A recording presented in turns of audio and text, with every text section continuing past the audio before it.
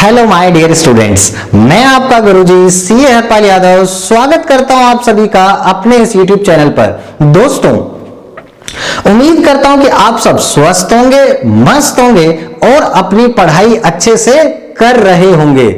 तो आइए दोस्तों, अपने सफर को और आगे बढ़ाते हैं और आज कवर करेंगे हम अपना नया topic PNL appropriation account.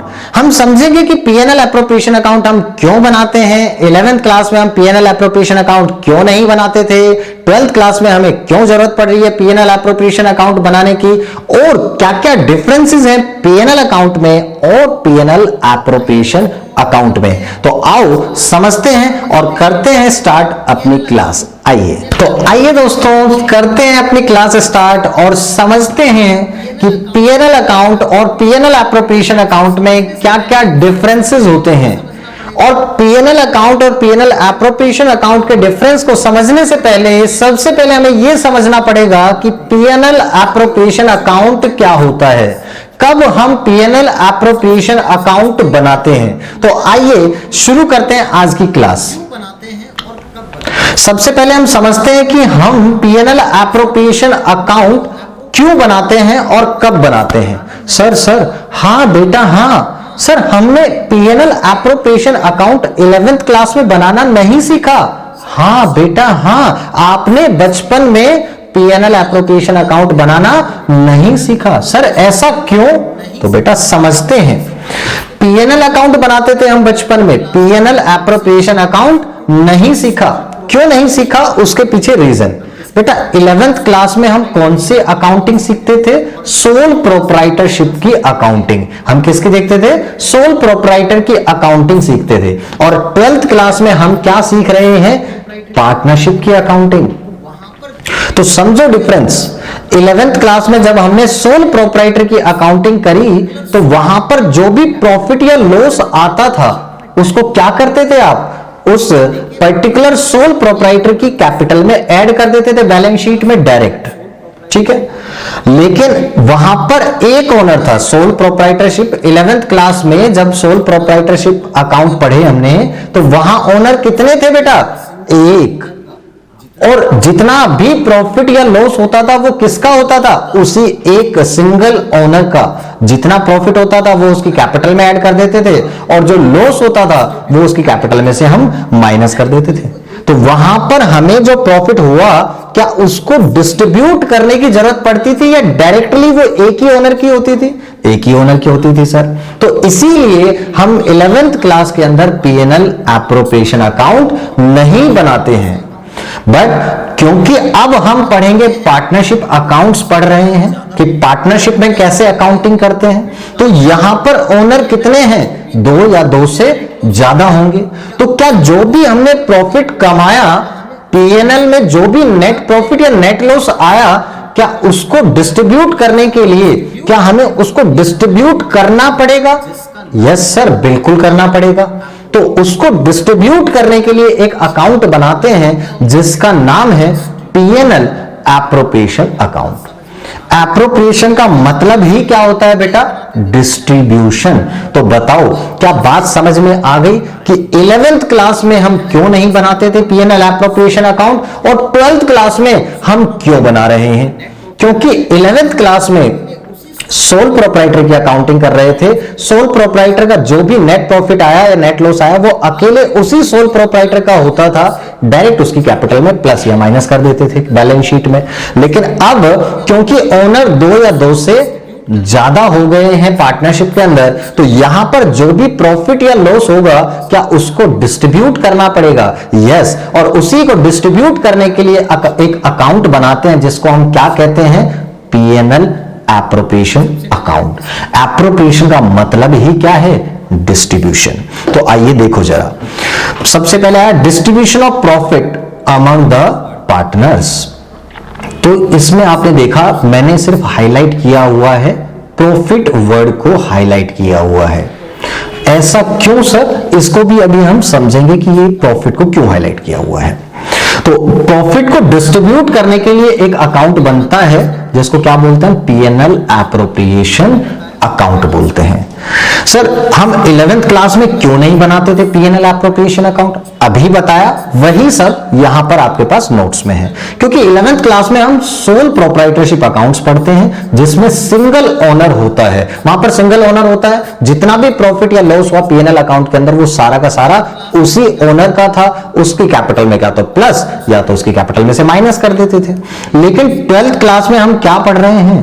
Partnership accounts पढ़ रहे हैं जिसमें दो या दो से ज्यादा ओनर्स होते हैं। इसलिए क्या हमें प्रॉफिट को बांटना पड़ेगा ओनर्स के बीच में? यस, इसीलिए प्रॉफिट को बांटने के लिए हमें एक सेपरेट अकाउंट बनाना पड़ेगा जिसका क्या नाम है? PNL appropriation account. ये क्या है? पीएनएल अकाउंट तो बनेगा ही बनेगा। प्रॉफिट या लॉस तो कैलकुलेट कहां से होगा? पीएनएल अकाउंट से ही होगा।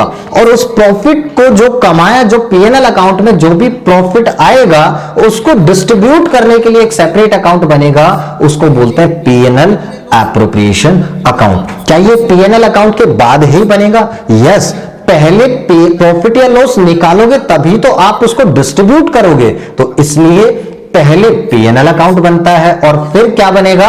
पीएनएल एप्रोप्रिएशन अकाउंट बनेगा। तो इसको हम एक्सटेंशन ऑफ पीएनएल अकाउंट भी कहते हैं कि जो प्रॉफिट निकाला उसी को हम डिस्ट्रीब्यूट करते हैं, इसीलिए इसको क्या कहते हैं? Extension of PNL account. क्योंकि इसमें सबसे पहले क्या ट्रांसफर होगा? नेट प्रॉफिट या नेट लॉस जो भी हमने कमाया होगा, जो भी इनकर हुआ होगा, प्रॉफिट कमाया होगा या लॉस इनकर हुआ होगा उस साल के अंदर, वो सबसे पहले इसमें ट्रांसफर होता है।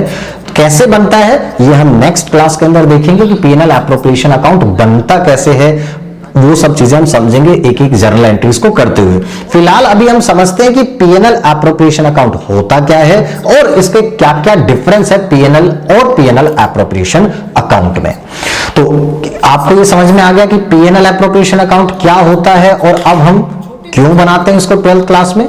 जी सर, समझ में आ गया, क्योंकि 11th क्लास में हम बचपन में थे, छोटे बच्चे थे, वहां पर सिंगल ओनर की अकाउंटिंग करते थे, सोल प्रोप्राइटरशिप की अकाउंटिंग करते थे हम। तो वहां जितना भी प्रॉफिट या लॉस होता था वो सारा का सारा उसी ओनर का होता था, जो कि हम डायरेक्ट बैलेंस शीट में उसकी कैपिटल में प्लस या माइनस कर देते थे। बट क्योंकि अब हम पार्टनरशिप में दो या दो से ज्यादा ओनर्स होते हैं, उनकी अकाउंटिंग करेंगे, तो क्या जो भी प्रॉफिट या लॉस होगा क्या उसको डिस्ट्रीब्यूट करना पड़ेगा ओनर्स के बीच? यस, और उसी को डिस्ट्रीब्यूट करने के लिए एक अकाउंट बनाते हैं जिसको क्या कहते हैं हम? PNL appropriation account. अब मैं आपको बताता हूं, मैंने अभी आपसे कहा था कि यहां पर आप देख रहे हैं कि मैंने सिर्फ प्रॉफिट को हाईलाइट किया हुआ है, डिस्ट्रीब्यूशन ऑफ प्रॉफिट, यहां लॉस नहीं लिखा हुआ है। इसके पीछे रीजन है, समझते हैं।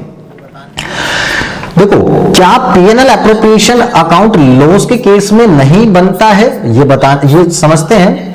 देखो, पीएनएल एप्रोप्रिएशन अकाउंट प्रॉफिट के केस में भी बनता है, लॉस के केस में भी बन सकता है, बट जनरली नहीं बनता है। तो जनरल बात आपको याद रखनी है कि पीएनएल एप्रोप्रिएशन अकाउंट लॉस के केस में नहीं बनता है। पीएनएल एप्रोप्रिएशन अकाउंट लॉस के केस में नहीं बनता है, यह जनरल रूल है। लेकिन इसकी एक एक्सेप्शन है। क्या लॉस के केस में पीएनएल एप्रोप्रिएशन अकाउंट बन सकता है? Yes, generally PNL appropriation account loss को डिस्ट्रीब्यूट करने के लिए हम नहीं बनाते हैं।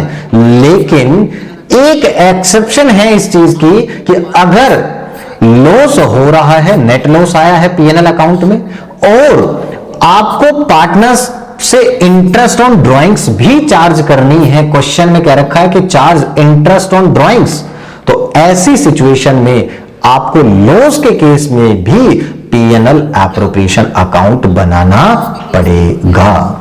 ध्यान से समझे, जनरल रूल क्या हुआ कि लॉस के केस में पीएनएल एप्रोप्रिएशन अकाउंट नहीं बनता है।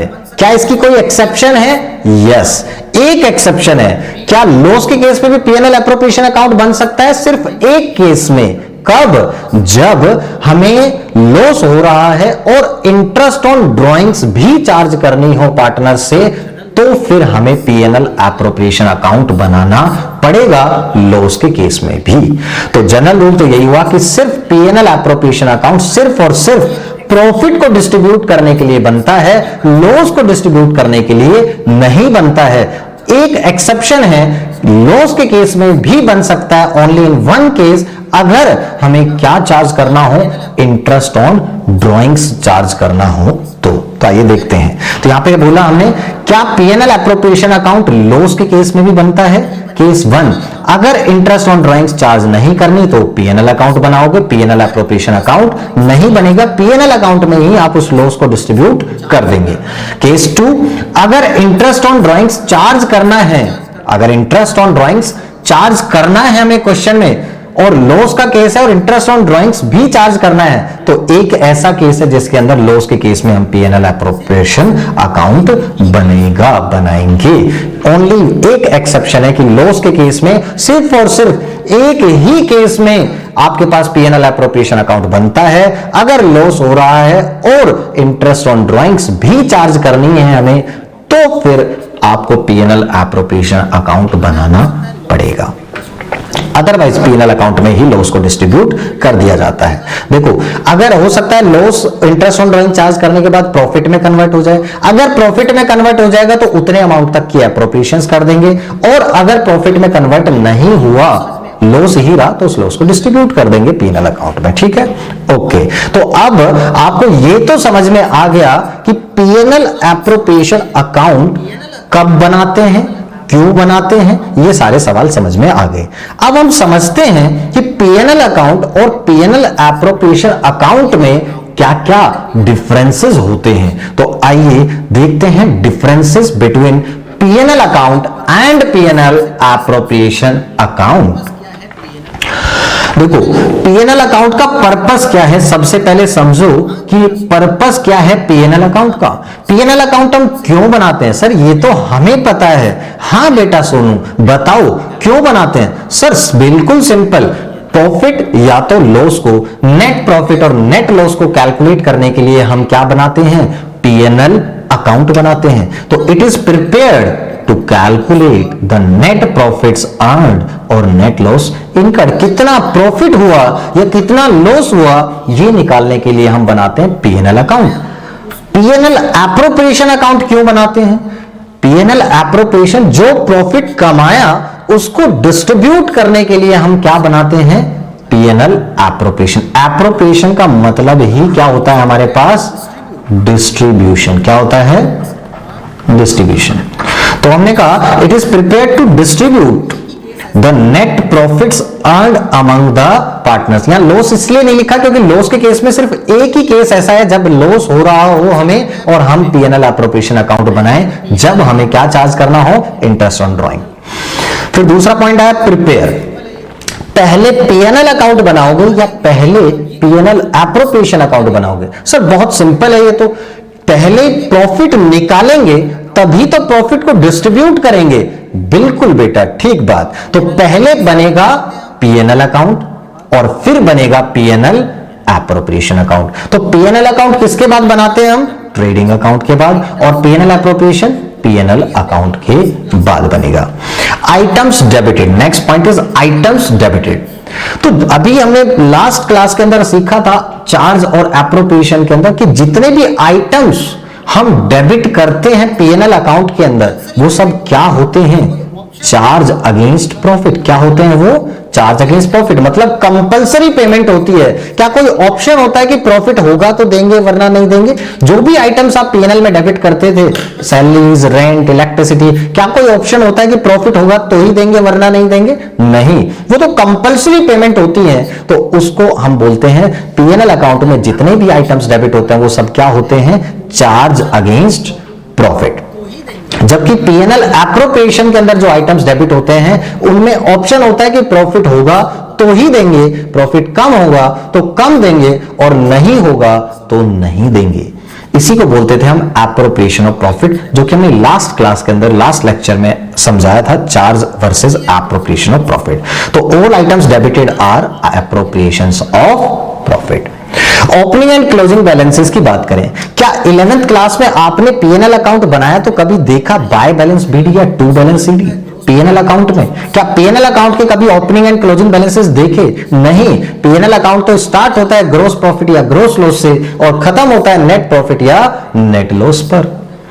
तो पीएनएल अकाउंट में ओपनिंग एंड क्लोजिंग बैलेंसेस नहीं होते हैं। It does not have opening and closing balances. जबकि क्या पीएनएल एप्रोप्रिएशन अकाउंट में ओपनिंग एंड क्लोजिंग बैलेंसेस हो सकते हैं?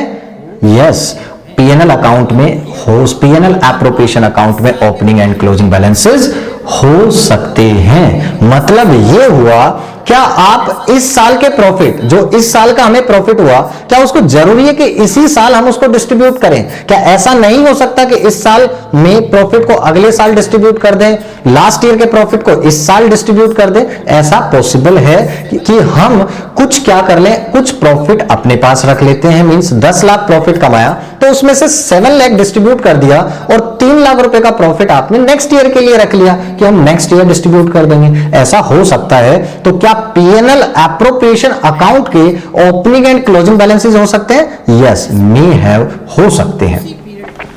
मैचिंग प्रिंसिपल, मैचिंग प्रिंसिपल क्या कहता था? जिस पीरियड की इनकम उसी पीरियड के एक्सपेंसेस आप उसमें रिकॉर्ड करोगे। Income and expenses same period के होने चाहिए ताकि correct net profit net loss आ सके। तो क्या पीएनएल अकाउंट बनाते टाइम हम सेम पीरियड के ही लेते हैं? जिस पीरियड के, मान लो हम अगर 1 अप्रैल 19 से 31 मार्च 20 के लिए पीएनएल अकाउंट बना रहे हैं, तो क्या इसी 12 महीने की इनकम और क्या इसी 12 महीने के एक्सपेंसेस हमें लेने पड़ते हैं? यस। ना तो उससे पहले की कोई इनकम लेते, ना ही उसके बाद की, ना ही उससे पहले का कोई एक्सपेंस लेते हैं, ना ही उसके बाद का। ये मैचिंग प्रिंसिपल कहता था। इसीलिए हम एडजस्टमेंट भी करते थे, प्रीपेड, एक्रूड, आउटस्टैंडिंग, है ना, अनएक्रूड की। बट आपके पास अगर मैचिंग प्रिंसिपल की बात करें तो, क्योंकि क्या पीएनएल एप्रोप्रिएशन अकाउंट में जरूरी है क्या इस साल का प्रॉफिट इसी साल में डिस्ट्रीब्यूट हो? क्या पिछले साल का प्रॉफिट इस साल डिस्ट्रीब्यूट कर सकते हैं? यस। अभी हमने सीखा था कि ओपनिंग एंड क्लोजिंग बैलेंस हो सकते हैं। तो क्या मैचिंग प्रिंसिपल फॉलो हुआ कि पिछले साल का प्रॉफिट इस साल डिस्ट्रीब्यूट हो गया और इस साल का प्रॉफिट नेक्स्ट ईयर डिस्ट्रीब्यूट हो सकता है? तो यहां पर मैचिंग प्रिंसिपल फॉलो नहीं होता है, not followed. And last is provisions of the partnership deed. Partnership deed के प्रोविजंस क्या पीएनएल अकाउंट बनाते टाइम हमें देखने की जरूरत होती है? नहीं। सिर्फ एक ऐसा प्रोविजन है जो कि चार्ज है आपके पास, इंटरेस्ट ऑन पार्टनर्स लोन की इंफॉर्मेशन, किस रेट से इंटरेस्ट चार्ज करना, ये कहां लिखा होगा? पार्टनरशिप डीड में। और ये क्या होता है? चार्ज अगेंस्ट प्रॉफिट होता है। ये भी हमने लास्ट लेक्चर में सीखा था। तो ये चार्ज अगेंस्ट प्रॉफिट होता है। अगर ओनर के अलावा, ये चार्ज की बात करी थी हमने कि पार्टनर के अलावा किसी को कुछ भी दोगे तो वो हमेशा चार्ज होगा। पार्टनर को कुछ दोगे तो वो, अगर पार्टनर की कैपेसिटी में तो एप्रोप्रिएशन और अदर कैपेसिटी में तो चार्ज अगेंस्ट प्रॉफिट हो सकता है। तो यहां पर बात कर रहे हैं कि वो चार्ज कहां लिखा होगा, कितना इंटरेस्ट देना है? पार्टनरशिप डीड में लिखा होगा। और नहीं लिखा होगा तो फिर कितना देंगे? 6% पर एनम। तो यहां पर पीएनएल अकाउंट बनाते टाइम और कोई प्रोविजन पार्टनरशिप डीड का हम कंसीडर नहीं करते। सिर्फ एक प्रोविजन है, इंटरेस्ट ऑन पार्टनर्स लोन। वो देखना पड़ेगा किस रेट से आपको इंटरेस्ट देना है, ये देखना पड़ेगा। तो except interest on partners loan not considered.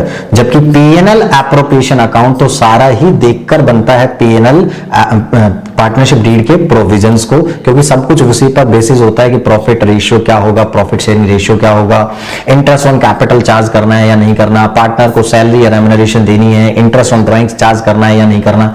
ये सारी चीजें कहां मिलेंगी हमें? पार्टनरशिप डीड में। इसलिए पार्टनरशिप डीड को कंसीडर किया जाता है पीएनएल एप्रोप्रिएशन अकाउंट बनाते टाइम।